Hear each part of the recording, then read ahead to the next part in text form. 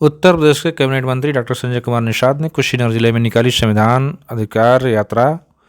पूर्व मुख्यमंत्री अखिलेश यादव के बारे में बोल दी ऐसी बात कि दांतों तले उंगली दबा लेंगे आप।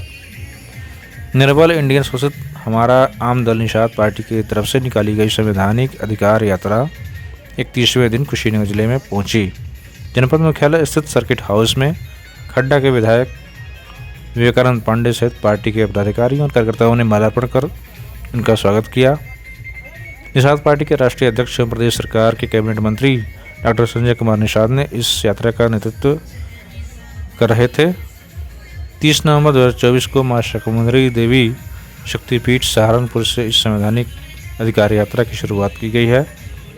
कैबिनेट मंत्री ने कहा कि संवैधानिक अधिकार यात्रा प्रदेश के सभी 18 मंडलों के 200 विधानसभा क्षेत्रों में जाएगी। तीसरे चरण में यात्रा का नई दिल्ली में समापन किया जाएगा।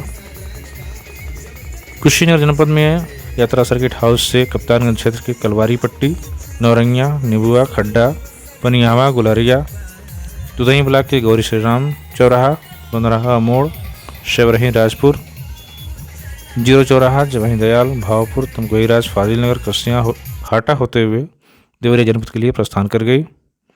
भावपुर पनियावा में सभा को संबोधित करते हुए कैबिनेट मंत्री ने कहा कि भगवान बुद्ध की परिनिर्वाण स्थली का प्यार और आशीर्वाद हमेशा से निषाद पार्टी को मिलता आया है।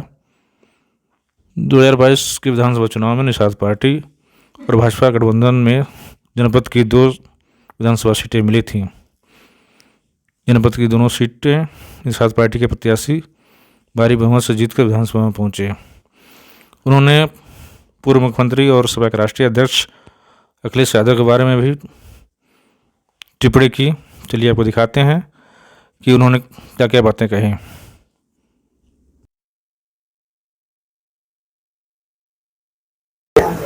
तो ये संविधान रथ यात्रा निकाल रहे हैं, क्या मकसद है पूरी यात्रा का? संवैधानिक अधिकार यात्रा है। संविधान में ढेर सारे अधिकार दिए गए हैं। वोट का अधिकार दिया गया है, गरीबों को सबल बनाने का अधिकार दिया गया है, सबल लोग निचले पावदान पर रहने वाले लोगों को टैक्स देकर उन्हें भी सबल बनाया है, विकास के निर्धारण अधिकार। तो उसी में ये जब संविधान बन रहा था तो तय हुआ कि जो मजबूत घोड़ा कमजोर घोड़ा दोनों एक साथ रहें, तो मजबूत वाला कमजोर के सारे से खा जाएगा, इसलिए उनकी व्यवस्था को न कर दिया, आरक्षण की व्यवस्था की।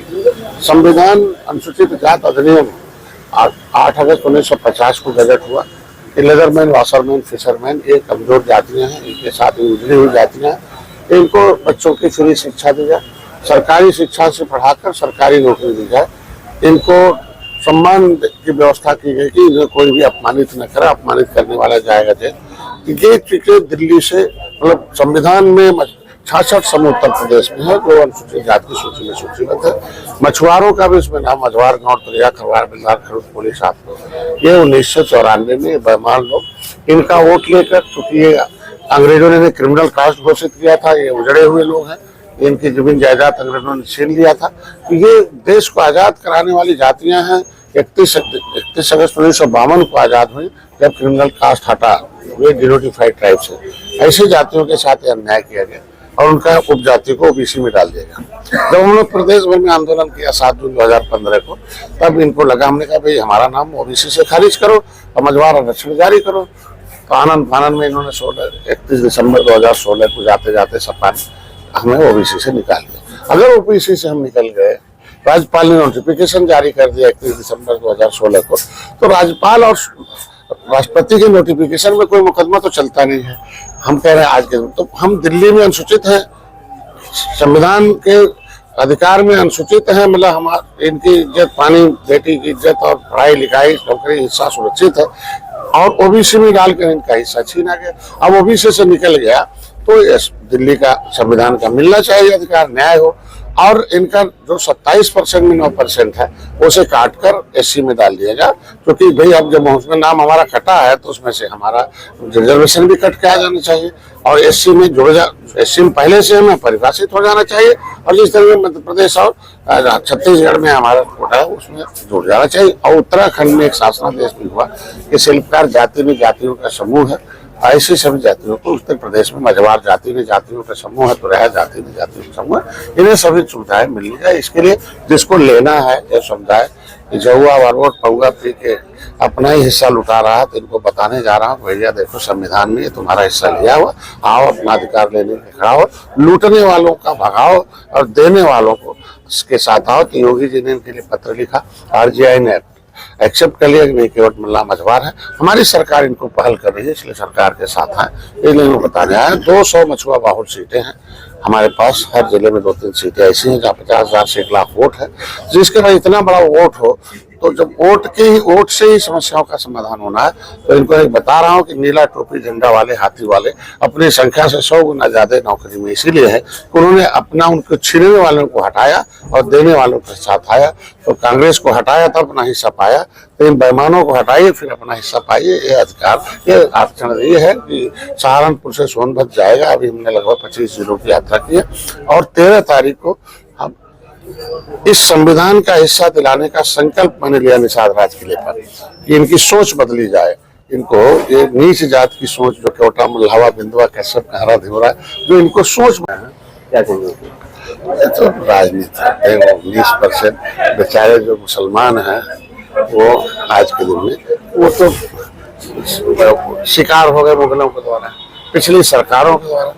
सच्चर कमेटी की रिपोर्ट कहती है कि मुसलमानों की दशा SC ST से खराब है।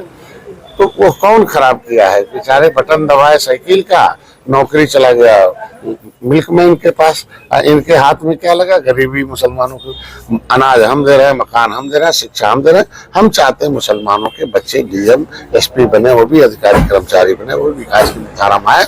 लेकिन ये लोग उन्हें उस धर्म के जाल में या उलझा के रखना चाहते हैं, उन्हें विकास की धारा में लाने में हो रहा है। मैं चाहता हूँ कि विकास के लिए खड़ा हो जाए, न कि यहाँ जो है अमन शमन के लिए खड़े हो जाए। उत्तर प्रदेश सर्वोत्तम प्रदेश बन रहा है, उसमें उसी सड़कों पर सब चलेंगे, उसी मेडिकल कॉलेज में सब लोग पढ़े बच्चे हैं, उसी अस्पताल में सब इलाज कराएंगे। उत्तर प्रदेश सर्वोत्तम रहेगा तो इसमें रहने वाले सभी पक्ष विपक्ष सभी लोग सर्वोत्तम हो जाएंगे। इसलिए वो हमारा साथ में पहुंचे दुनिया के लोग। ये सपा मुखिया अखिलेश यादव का बयान आया है कि उन्होंने कहा है कि मुख्यमंत्री आवास के नीचे शिवलिंग है, उसकी खुदाई करनी चाहिए मुख्यमंत्री को। क्या कहेंगे? जब उन्हें पता था तो जब वो मुख्यमंत्री थे तो खुदाई कर चाहिए था, अब करके उसको उठाना चाहिए। खुदाई करने का अधिकार जनता को है और जनता जनार्दन और जज है, उसने खुदाई करके सबको हटा दिया है और योगी जी को बैठा दिया है। और जहाँ जहाँ भारतीय संस्कृत है, ठीक है, ये तो दुनिया का सत्य है। इतिहास विरासत होती, विरासत पूंजी होती, पूंजी भविष्य होता है। तो हमारा धर्म बनता है ना, कौन अपनी विरासत नहीं लेगा। तो ये जो विरासत हिरासत में रखी गई है पिछली सरकारों के द्वारा, मुगलों अंग्रेजों के द्वारा, अगर हमारा असली जो है धरती पुत्र वही है, असली राष्ट्रपुत्र वही है कि जो विरासत को लोगों को वापस दे। विरासत तो अगर आज के दिन में खुदाई में सब निकल रहा है, अब निषाद राज किले पर एक मस्जिद बन गया है। अब बताओ, जब निषाद राज थे तब तो धर्म ही नहीं था मुगल इस्लाम धर्म, तो उस किले पर मस्जिद बनाने की क्या जरूरत है? और इस्लाम धर्म में लिखा है विवादित जगह पर इबादत करना गुनाह है। ये विपक्षी के लोग क्यों गुनाह करा रहे हैं?